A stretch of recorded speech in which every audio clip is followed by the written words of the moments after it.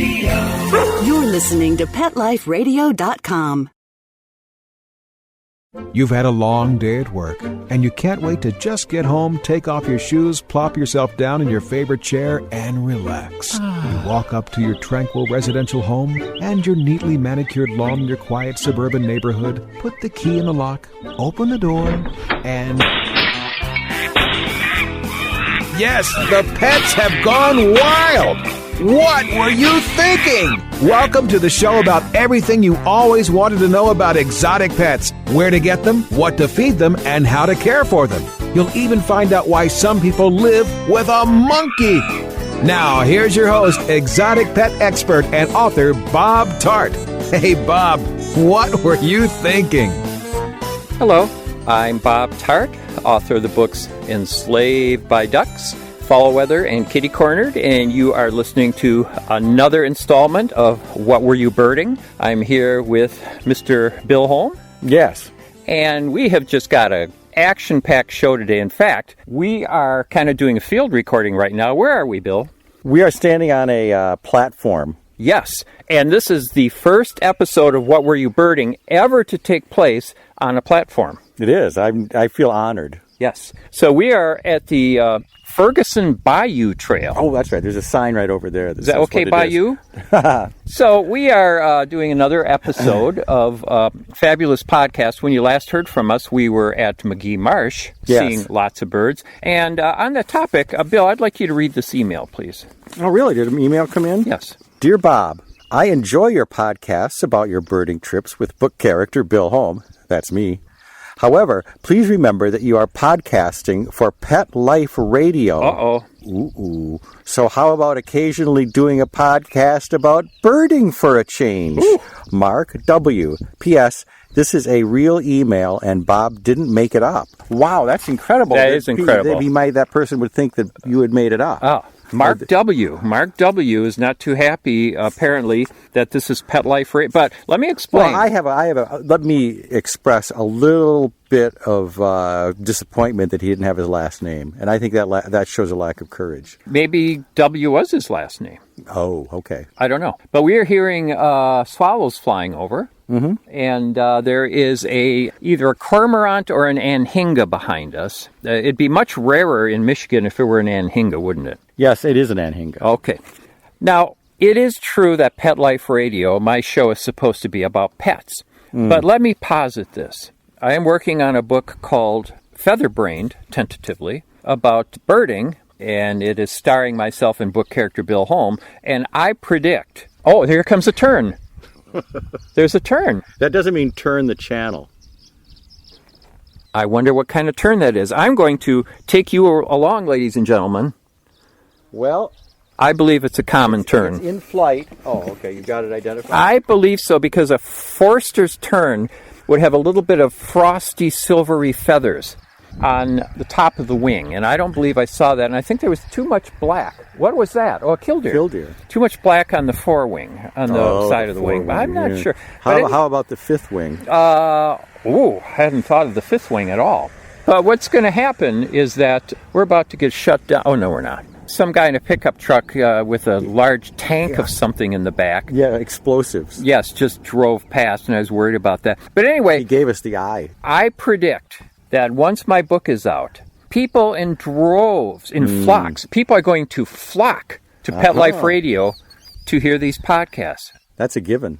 Uh-oh, wait a minute. Did I just say a bad word? What? Flock? Did I say flock? I didn't say that other F word, did I? I don't think so. You said this might be a flock you were interested in. Oh, okay. Okay, I'm sorry. I thought I said, when I said flock, I thought I might have said a naughty... Okay, did I say it right that time? I didn't say flock? a naughty word. No, I didn't hear it that way. All right. I was afraid I said a naughty word that rhymes with witch. Okay, well, we're all adults. I guess I'll say it quietly. I thought you did say that. I was thinking of the other word that you didn't say. I thought I said finch. Oh. So we are doing, last time we did a birding show, I don't know if you remember, Bill, but I was trying a brand new recorder, and it was a hefty reel-to-reel tape recorder. It was big. It was very big. It took up most of the front seat. And it was so large, you at first thought it was a radio. Exactly. I had to kind of squeeze over in the driver's side to even fit. Yes. So today, I am using yet another recorder, and this one is a little bit of a problem. And this one, I went the other way. This one is so tiny, I have my earphones plugged into it, and I'm just dangling the end of the earphone because I can't even see the recorder. Oh, I didn't even realize you had a recorder. Yeah. Yeah. You're doing the show now? Yeah, we're doing the show, and that's why I'm waving. I better step it up. I'm waving. I'm going to talk about that too. I'm waving what looks like the end of the plug of the earphone at you, but that is, and the earphone costs more than the recorder, by the way. Really? Yeah. I didn't spend a lot on it. It's a heck of an earphone. Well, no, it's just not a very good recorder. So I hope you can't even see it. No, you can't see it at all. It's so tiny. So I dropped it once at home, and it was so tiny. It took 3 days before it hit the floor. And it rode on the back of a dust moat. It did. Yeah, it was amazing. It did. But I'll tell you the reason I'm doing that is because I want to save electricity compared to using that big reel-to-reel tape recorder. Oh, well, yeah, here we are in nature. It makes sense that you'd be concerned about natural resources. Now, did you know that birders are on the cutting edge of the Green Revolution, Bill? No, I did not. Explain. Let me give you an example. I bought some, I think generically they're called floss-ups, and it's a dental aid for flossing your teeth. The Green Revolution. Oh. And I bought this dental aid for flossing my teeth, and I believe they're called floss-ups. Mm-hmm. And it's kind of a little green holder, and then it has a little piece of dental floss. It's a little plastic thing. A little green holder with dental floss? Yeah, it's kind of like a U-shaped, and it's got a piece, hold it, and you hold it in your mouth, and then you throw it away. And it's plastic. And I don't want to get into that. Right. And so I used some of these, and I thought, this is really destructive to the environment. Here I could just be using dental floss, and I'm using this plastic thing, using it once, and tossing it in the trash. Mm-hmm. So I decided that's not for me. I'm not going to use it anymore. So you know what I did? I took a bolt stamp. I threw them away. What? Yep. You threw them away? Yep. So that's making a statement. It is. So I'm on the cutting edge of the Green Revolution. That is excellent. Mm-hmm. I'm proud of you. So you were talking about how you better step it up a little bit. Mm-hmm. Yes. Oh, yes. And here's my strategy. And I think I have, too. You have. Here's my strategy for this show, whose theme we haven't really gotten into yet. This is a triple-part birding show. But in the past, I have to be honest, our last show... Worse, bad, worse, and worser. That's it. And some of our other... We're watching a cute little killdeer take a big bath in a puddle. Yes. So our past shows, I think, get off to a little bit. They've gotten off to kind of a shaky start. Oh. And then they build, and they get better and better. True. They do build. And so this time, I've taken some of the material that should be at the beginning of the show, and we're going to do it in the second half. That way, we can stay kind of shaky all the way through. What do you think about that? That's brilliant. So that's why you're the king of podcasting. Thank you. So in the second half of the show, I want to get into the ethics of CD copying and do, for some of our older listeners, some commentary about vocalist actor Richard Harris. Oh, well, that fits right into our birding theme. That's going to be good. I look forward to that. So and then Bill, either in this podcast or the next, if there's enough material for a multi-part podcast, and we'll probably do this on the phone because this is important. Bill is going to do a ode to the Yellow-headed Blackbird, or is it a free verse poem that you eventually will do? No. This is a sonnet. A sonnet? This is a Shakespearean sonnet, in Will fact. you do it in a Walter Brennan voice? I might. I haven't decided how I'm going to read it yet. It depends on the nature of the poem, what I feel at the time. And you need to see the Yellow-headed Blackbird all over again to That's really what do I mean. a good poem. That's what I mean. Right. I mean, it's not that I haven't written it yet at all. No, you just need to firm it up here and there. Well, once I see the bird, I may have to edit a line. How does a sonnet differ from what makes a sonnet unique as a poem? What gives a sonnet its form? What is a sonnet? What gives a sonnet its form? Yes. Probably the rhyme scheme. Okay. The number of lines. Okay. There's something in the middle of a sonnet called a turn at the 9th line. Isn't that interesting? Have you ever noticed the correlation between birding and sonneteering? And does sonnet and song have the same root? I bet they do. Wow. Yeah, Mr. Red-winged Blackbird agreed with that. Yeah. Son of a finch. Oh, sorry. Our producer's going to have to... Oh, I'm sorry. I got to watch my mouth. I just noticed I seem to have popped a little blood vessel on the soft part of my middle finger. Do we need to get you to a med center? It's a little bit tender. Uh-oh. So, but I'll carry on. I'll carry on. All right, that's good. So we will be at some point in this show or the next, featuring, tree swallow just went by. We'll be featuring your sonnet. Seesaw? Your seesaw sonnet. No, well, anyway. We'll be featuring your sonnet, and I can't wait for that. No, I can't either. No. So this is a real honor for me to be able to read a sonnet on such a podcast. Oh, the honor is as ours. The honor is ours. I mean, how many people get to do that? No. I think it's safe to say no one has ever read a sonnet on Pet Life Radio. That's what I mean. Yeah. So we are at Shiawassee National Wildlife Refuge in Saginaw County, and this is the first of 3 places we're going birding. Looked like bad weather today. I thought we were going to be dodging raindrops again, to coin a phrase, make kind of a word salad. But no, we're not. It looks like the weather might hold, and so we're going to take you along with us, and then after that... Ride along with us. Please do. After that, we are going to go to, I can never pronounce this, Nayanquing Point. Mm-hmm. And I once ran into a birder from the area, and I said, how do you pronounce that? And he said, we call it Nayanquing. But I don't think so, no. Please. No. So we're going to be there because that is the one spot in Michigan where there is a reliable colony of yellow-headed blackbirds. If you run into yellow-headed blackbirds anywhere out in Michigan, don't trust them. They'll say one thing. Nope, they'll say one thing, they'll do another. I was going to comment. That's the reputation they have. I've never seen a reliable yellow-headed You have warbler. A lot to say on yellow-headed blackbirds, right? Blackbird. Yes, I do. I mean, it's not just the sonnet. You have some commentary you want to give later, right? Absolutely. All right. It's a very important bird. It is very important, and it's rare in Michigan. If you're listening to this show in South Dakota, you might say, I can open a window and see a yellow-headed blackbird. Floridian. But not here. Not in Michigan. No. No. So I think that's enough If you to ask start. a yellow-headed blackbird to come pick you up at 8, he's going to be there at 8. That's right. That's correct. If he's from Nayanquing. Nayanquing. What are those deer over there? What are those? There's some mammals. Check my binoculars. Oh, you got your binoculars. Yeah. What do you... Those are clods of earth. No, they are deer. Epohippus? There are 4, 5, at least 5 deer. I guess that's why this is Shiawassee National Wildlife Refuge, because it isn't just birds. Oh. And that was like the woodchuck that almost got under the car and almost flipped it over on the way. Ooh, it was a big, mean woodchuck. Yep. So you are listening to What Were You Thinking / Birding on Pet Life Radio with Bob Tarte and book character Bill Holm. And so now we are going to take a break for a word from our sponsor, and then we'll fill you in as we take the wildlife tour. And listen, if you think the beginning of the show is interesting, wait till you hear the second half, and then the next show after that, and then the next show after that. We have just got a boatload of shows for I can't wait to hear what it's going to be. All right.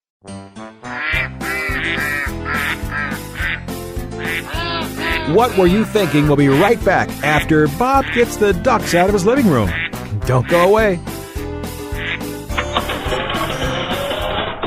Pet Life Radio, the #1 pet radio network on the planet, joins forces with iHeartRadio to put the power of your pets in your pocket. Awesome. Download the iHeartRadio app and rock Pet Life Radio on your phone, on your tablet, on your Xbox, in your car. Pet talk, pet tunes, and fun pet times.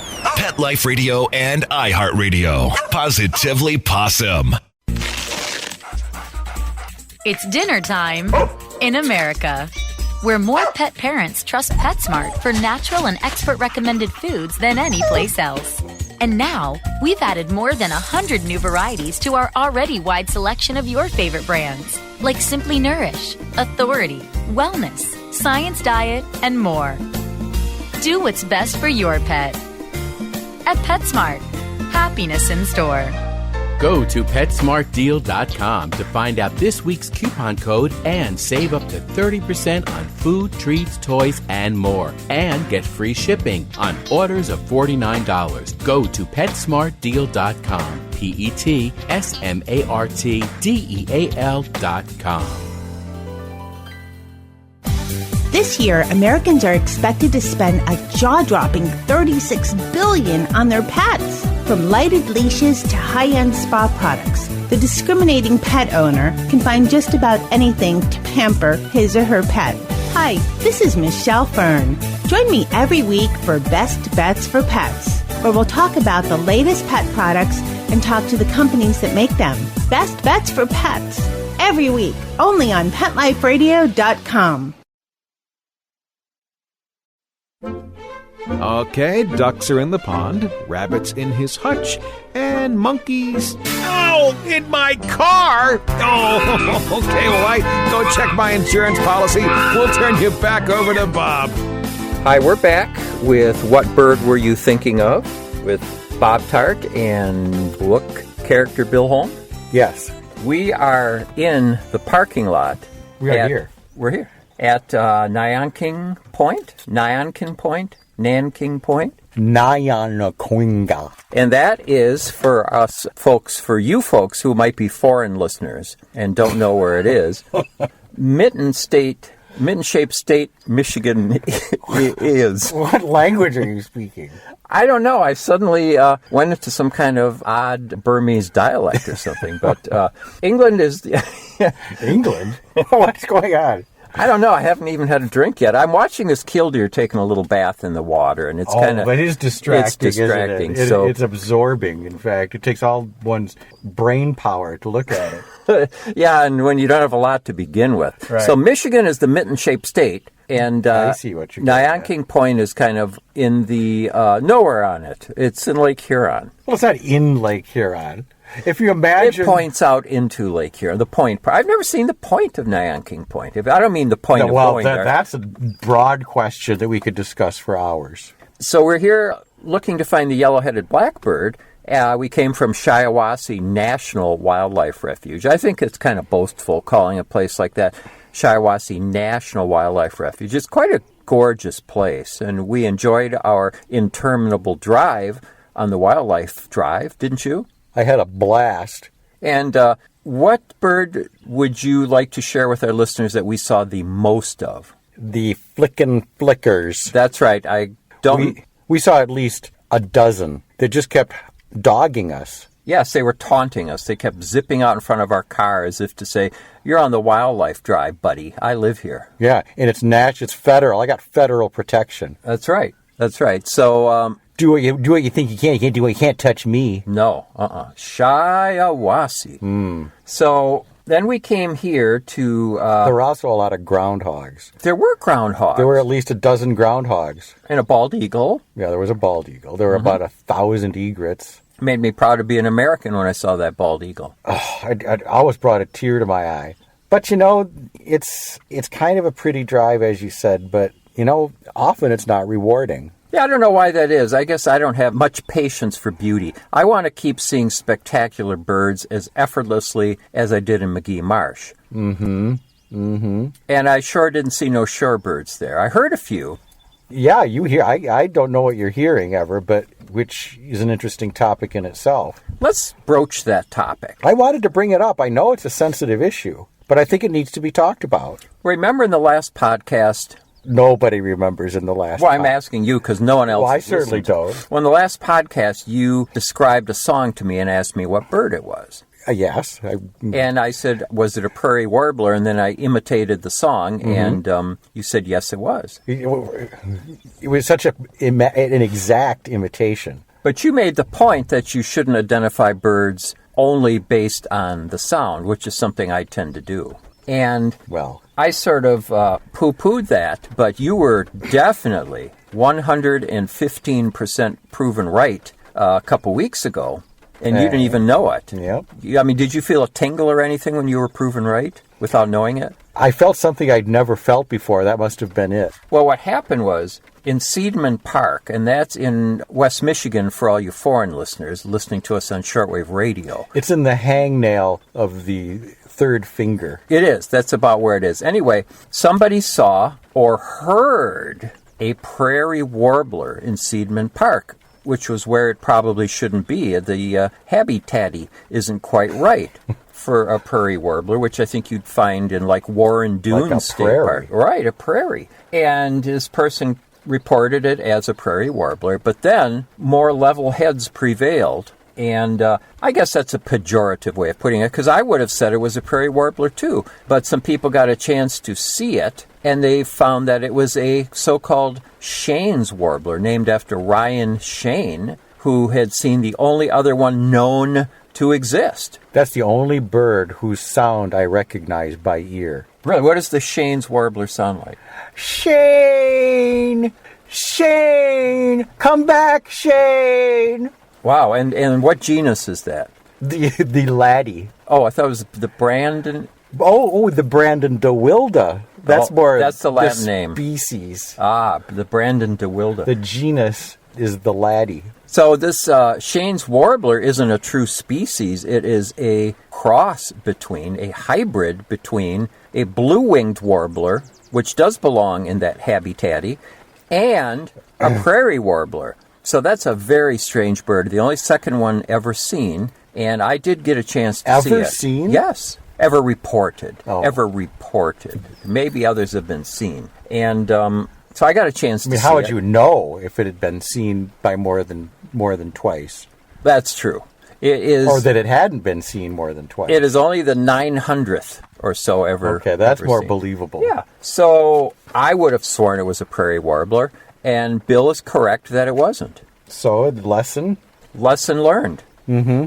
So here we are at after that very interesting digression about, because I was ready here at Nayanquing Point to tick off on my list the yellow-headed blackbird, because I kept hearing it when we got here, but I couldn't see it. Bill was seeing them by the tens. Oh, I saw them all earlier. I didn't understand what was wrong with you. I mean, I thought maybe something had happened that's to a your long binoculars. Well, I was looking through them backwards, but that usually doesn't bother me. Yeah. But I was thinking that I was just going to have to... You were thinking the flickin'. I was. Flicker. I couldn't find a single flickin' yellow-headed blackbird. Uh-huh. I could hear them. They have this sound kind of like, imagine a red-winged blackbird throwing up. And isn't that kind that's of... about it. Yeah. That's about what they sound like. Uh-huh. And I'm hearing some in the distance now and then, but it's not close enough for my microscopic recorder to pick up. The microphone is I didn't even realize it was here. Yeah. It's about the size... Where is it? Well, the mic, you can just see it at the end of my earphone. Oh, okay, there it is. That's the only way I know it's here. Right. I command it to start recording. Yeah. I say, Jeannie. Uh-huh. And it says, yes, master, and starts recording. Every man's dream. Yes. So anyway, the microphone is about the size of a neutrino, so there might be a little fidelity problem. Plus, it's raining in while we're speaking. I'm going to Can it pick up the rain sounds? Oh, probably not. There's probably not enough surface area. That's kind of a technical term. Of what? Of the microphone. Oh, of course. Of the diaphragm of the microphone. There's hardly any. So, but Bill was just seeing scads of yellow-headed blackbirds, and it took me a while to kind of home in on them. And then once I saw one, then I saw, that's right. Now I remember what they look like. And I sort of had yellow-headed blackbird vision after that, and I was able to pick them out in other spots. Is that what those were those little glasses you put on. They were the little glasses. But another problem is I think we did so much birding at Shiawassee that when we came here, we were loaded with this kind of birding power, and it pushed them back. Birders don't like to talk about this, but if you bird too much, you accumulate this kind of negative birding energy. And it's a controversy if it's negative or positive. I admit that. There's some peer-reviewed papers that think it's maybe a neutral force, like part wave, part particle, part seed. And it pushes the birds back. Fascinating. Yeah. So that's what happened. And so we could have gotten a closer look at the yellow-headed blackbirds if probably we hadn't Shiawassee'd ourselves into a corner. I see. Yeah. I thought there may have been as well the pent-up birding factor from not being very successful at Shiawassee. That's that someone will have to write a paper about that, because I don't think that's ever been explored. Well, we saw plenty of birds at Shiawassee. We just, I wasn't expecting to see anything in particular. Well, a groundhog is not a bird. Oh. I'm sorry. Oh, I better cross that off my list. But we also, so how many yellow-headed blackbirds do you think we saw here? 20? 8? And 100? We also saw, and here's a bird I only heard, but book character Bill Holm saw, and that is the marsh wren, which makes a delightful little kind of bubbly, watery call. And there are probably 50. There are a number of things that have a nice, delightful, bubbly call, which I hope I'll be hearing again later this evening. Oh, yes. You always hear the call of the bubbly. In fact, I hear it now. And I probably heard about 50 of these marsh wrens, as did book character Bill Holm.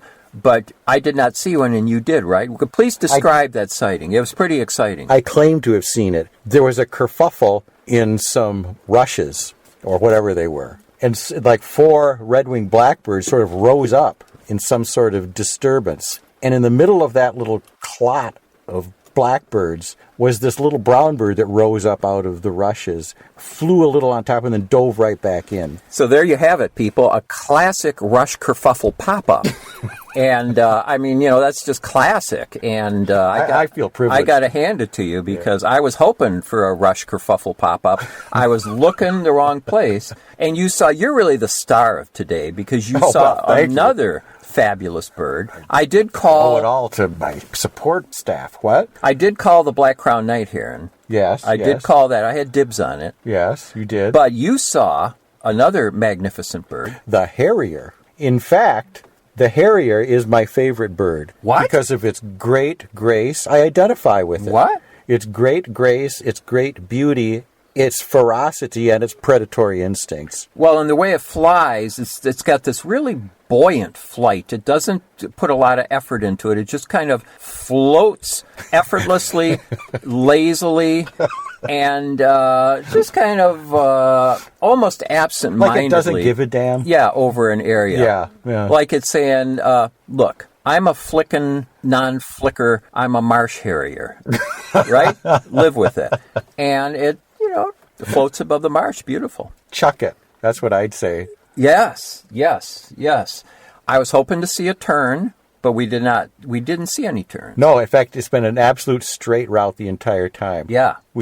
But I just wanted to point out the grandeur of the day for me is seeing my favorite bird, and frankly, the yellow-headed woodpecker is my second favorite bird. It is a gorgeous bird. Uh-huh. And the yellow is really one of my, top 20 favorite colors. Well, you're wearing yellow right now. Maybe that's why I saw them first. Yes. They thought it was one of them. I should have put it on my head. If I put the shirt over my head. Oh, then the yellow-headed blackbird might have come our way closer. That's what I'm saying. Wow. And so I consider it something of an alignment of all the dimensions of the universe to please me. That's how the universe works. Mm-hmm. Mm-hmm. There's a new theory. There used to be, I don't know about string theory and multidimensional theory, but this is wing theory. There's wing theory, but now there's also Bill theory. That all the parallel universes revolve around Bill. Yes, I am at the center of all of them. Wow. I'm sort of like a sun with planets, dimensions floating around me. Well, we have many interesting topics we haven't even touched on yet. And tomorrow we're going to go to... Sometimes a dimension gets in front of another dimension and it forms an eclipse of dimensions. And so you might not think a dimension is there, but it is there. Really? Mm-hmm. And if you have several of those, you have a dementia. Definitely. And we're experiencing that right now. Definitely. So we have some interesting topics that we haven't broached yet in this special birding show, like a critical analysis of the vocal stylings of Richard Harris. And we also... The guys in the park. That one? Right. And we also haven't mentioned the ethics of CD copying. And that's another... I've gotten emails about, I love your birding shows, but when are you guys going to talk about the ethics of CD duplicating? So interesting. Yeah, so we'll be getting into that, too, because we'll probably do a show tomorrow. Really? Excellent. Well, because we have another place to go to and a lot of time to waste. We'll have a Chinese restaurant review tomorrow as well. So thank you for listening to What Were You Thinking? Thanks to our producer, the ever helpful Mark Winter. Oh, Mark S. the Mark W. Oh, shh. Oh, I'm sorry. I didn't say that. BobTarte.com, Bob at PetLifeRadio.com, and BillHolm.ook. Bye-bye. .null. Thinking about buying a monkey? How about a ferret or a skunk? Then check out the show that will answer the burning questions. Where do you get them? What do you feed them? How do you take care of them? And most of all, what were you thinking? With exotic pet expert and author Bob Tarte. Every week on demand from PetLifeRadio.com.